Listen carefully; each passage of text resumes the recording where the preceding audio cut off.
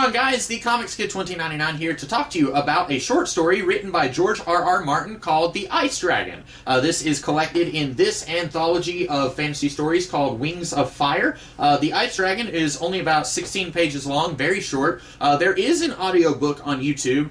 The audiobook looks like it's an hour long, but there's like 20 minutes of silence at the end of that video. And also, if you listen to the audiobook, there are like 2 or 3 sentences that are in this version of the story that are not in the audiobook. And if you look up this story online, you might see some people say that this is a children's story. And I was a little confused about that after I read this version of this book, because this version of the book mentions soldiers raping innocent villagers. At one point, spoilers, the main character's sister is raped off screen.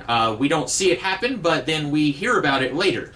When you're watching or listening to the audiobook on YouTube, it cuts those sentences out of the story. It also mentions that the main character's father was nailed to the wall so that he could watch this happen to his daughter. Again, we're not seeing it, we're not experiencing it through either of those characters' eyes, but it's still a pretty horrific thing, and definitely not something that I would put in a children's story, nor would I consider this material fit for a children's story. So I was a little confused why some people were saying this is a children's story, and then I did a little further digging, and apparently there were some redrafts of this story, and it was republished to be more suitable for children. And that's a little puzzling to me, because George R.R. Martin, just based on what I have read from him, he does not strike me as someone who, yeah, we want to make your work more palatable to the little kiddies. That seems really bizarre to me, but I guess if you do take out those couple of sentences that refer to rape,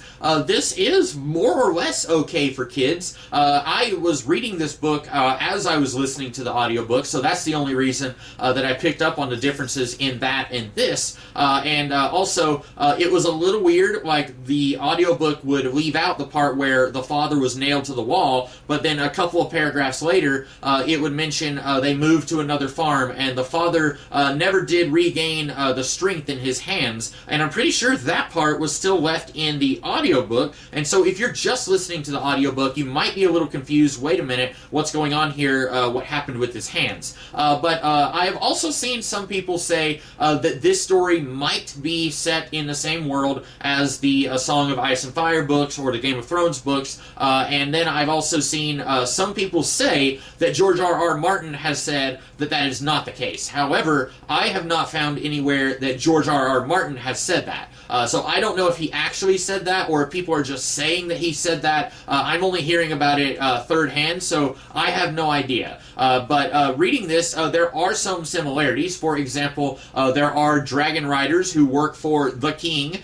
We are never told who the king is. There are also dragon riders who work for the enemy kingdom, and we are never told what kingdom that is. At one point, they mention the King's Road. That is a thing in the Game of Thrones books. And obviously the dragons are here, and so this would have to be a few centuries before the events of Game of Thrones if this was set in the world of Game of Thrones. And I believe in the TV show anyway, one of Daenerys' dragons, spoilers I guess for the show, does become an ice dragon. But that seems to be a little bit different than what's going on in this book.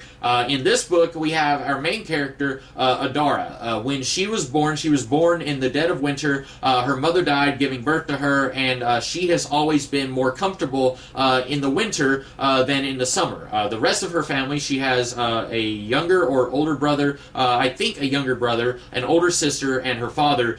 They're all much happier during summer, but she's always like, I can't wait for winter, because she goes out and she finds these little ice lizards that are basically just made of ice, and if a normal person picks one up, it will melt in their hands. But when she tries to pick it up, it won't melt in her hands. And then she befriends this ice dragon that will fly around, and she's not sure if the winter brings the ice dragon or if the ice dragon brings the winter. And then enemy dragon riders come, and they take the farm, and then she's able to drive them away with the ice dragon. And that's the plot of the story. There's not a whole lot to talk about here. I think it's pretty solid. I could give this to a 14 or 15-year-old.